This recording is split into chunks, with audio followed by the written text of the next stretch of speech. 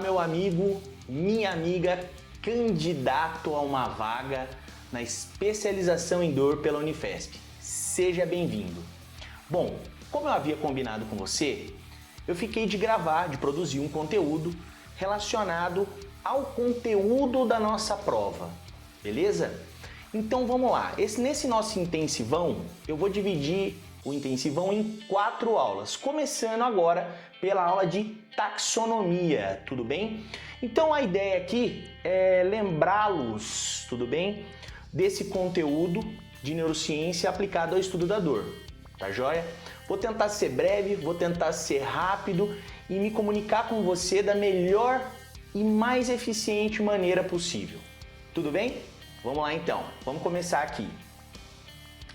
Bom, com relação à taxonomia, o que é interessante, tem que ficar na sua cabeça, são as terminologias que nós utilizamos. Então eu vou pegar aqui, ó, e eu vou ler uma por uma para você. E você vai pegar um papel, uma caneta e vai anotar um a um, beleza? Lembrando que eu vou disponibilizar depois esse conteúdo em PDF para você, tá legal? Então vamos começar aqui, ó.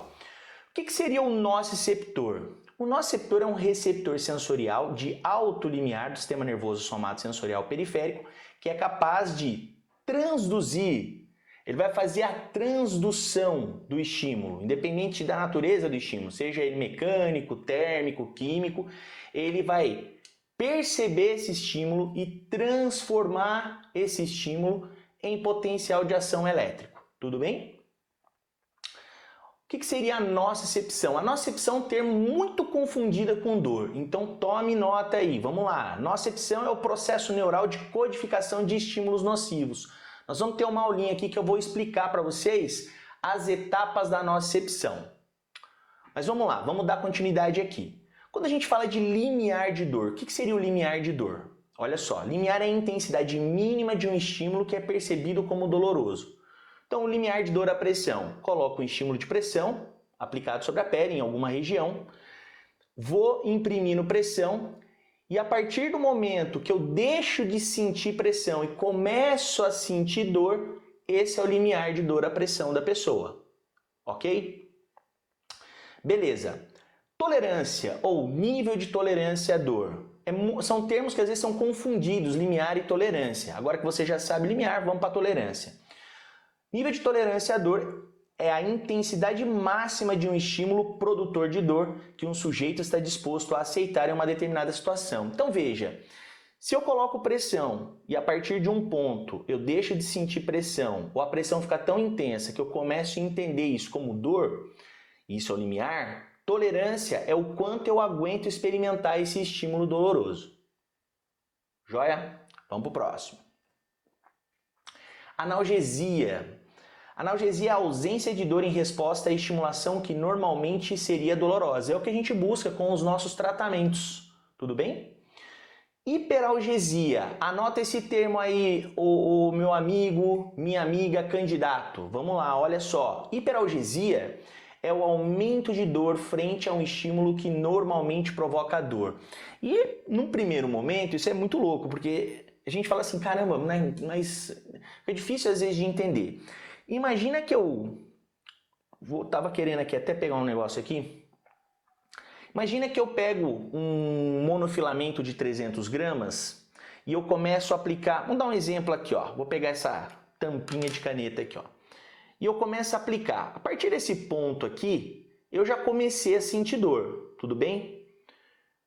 Só que quando eu tenho uma hiperalgesia, eu tenho uma resposta aumentada frente à aplicação desse estímulo. Então, a hora que eu sinto dor, essa dor ela é um pouco mais amplificada do que seria.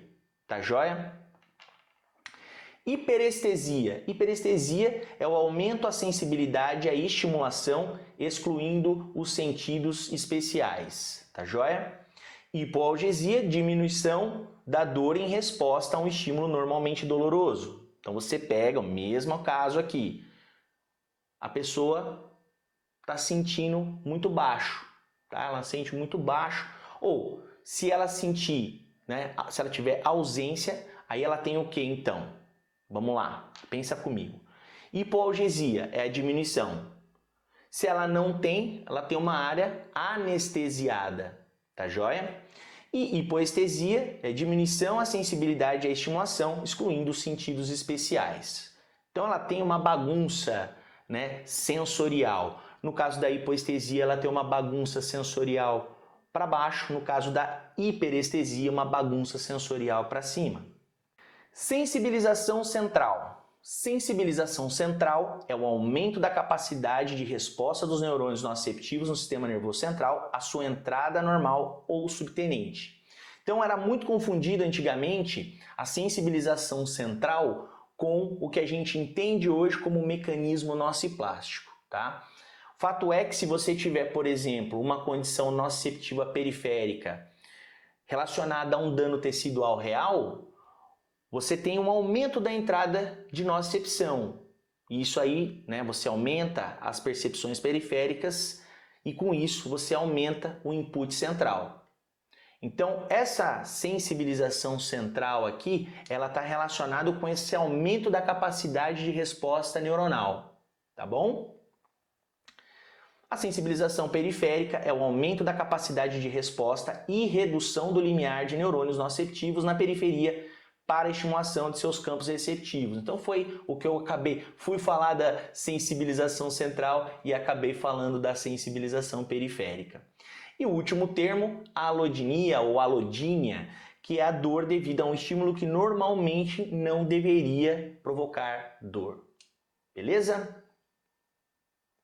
Então eu passo um algodãozinho aqui na pele e a pessoa sente dor. Eu pego um monofilamento de von Frey, né, ou de Semmelweis de 2 gramas, aplico o estímulo e a pessoa tem uma resposta de retirada motora, porque ela está interpretando ou está entendendo esse estímulo como doloroso. Tudo bem? Bom, essa é a primeira parte. Vocês viram que legal? Muito rápido, muito simples. Essa primeira etapa é para a gente entender as terminologias usadas, tudo bem? No estudo da dor. Legal? Na nossa próxima aula, eu vou falar um pouquinho das grandes vias aferentes, as vias de dor e temperatura. Beleza? Então, nos encontramos lá.